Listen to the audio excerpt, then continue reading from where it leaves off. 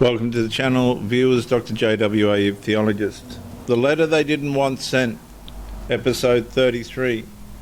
When you realise the family needed the scapegoat to survive. And the frightening part was not the blame itself. It was realising how emotionally necessary the blame had become to the family system. And that changes the meaning of years. Because eventually you stop seeing isolated conflicts. You start seeing structural dependence. The atmosphere repeatedly needed somebody carrying the tension, somebody carrying the instability, somebody carrying the emotional contamination the rest of the family could not safely acknowledge inside itself. And slowly another recognition begins surfacing underneath everything else. The scapegoat was not disrupting the family. The scapegoat was regulating it. And that was the part the nervous system recognized before language fully caught up. The room repeatedly became calmer once responsibility moved back onto the same person again. Someone sighed with relief, someone softened emotionally, someone became warmer again. And the atmosphere stabilized the moment the emotional burden found its familiar location inside the family. And at first you still interpreted this as coincidence, miscommunication, personal conflict, personality conflict, stress responses accumulated over years. But eventually the behavioural repetition became impossible to ignore honestly. And the same person repeatedly absorbed the contradiction. The same person repeatedly carried the blame. The same person repeatedly became the emotional container, preserving stability for everybody else remaining inside the family. And that is the part that starts damaging identity most deeply, because eventually the scapegoat no longer only carries accusation externally, they begin carrying psychological contamination internally.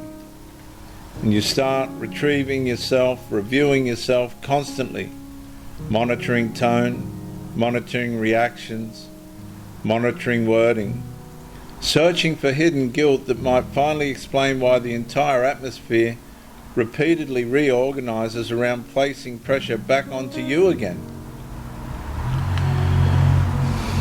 The ceiling fan suddenly sounds louder than the conversation again, and someone watches silently while the blame shifts direction.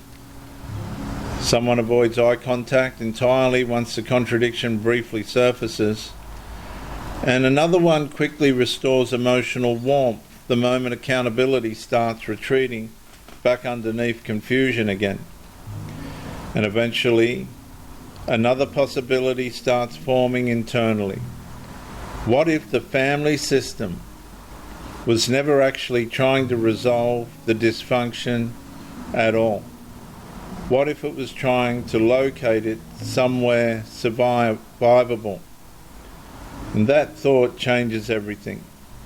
Because once the scapegoat becomes psychologically necessary to preserving emotional stability for the family itself, truth stops functioning rationally. It starts functioning threateningly. The family atmosphere begins protecting emotional survival before reality. And that is what eventually exhausts the nervous system catastrophically. Not one confrontation, collective preservation, years of emotional redistribution, quietly reorganizing tension onto the same person repeatedly, until eventually the individual no longer trusts their own internal innocence consistently anymore. And that is why the letter eventually stops feeling personal. It starts feeling historical.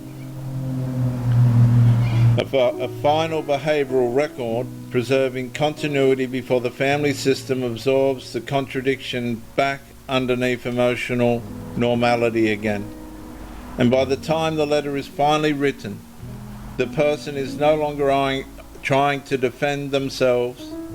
They are trying to survive psychologically inside a structure, that a family that required somebody carrying the fracture so everybody else could continue pretending the fracture was never inside the family at all.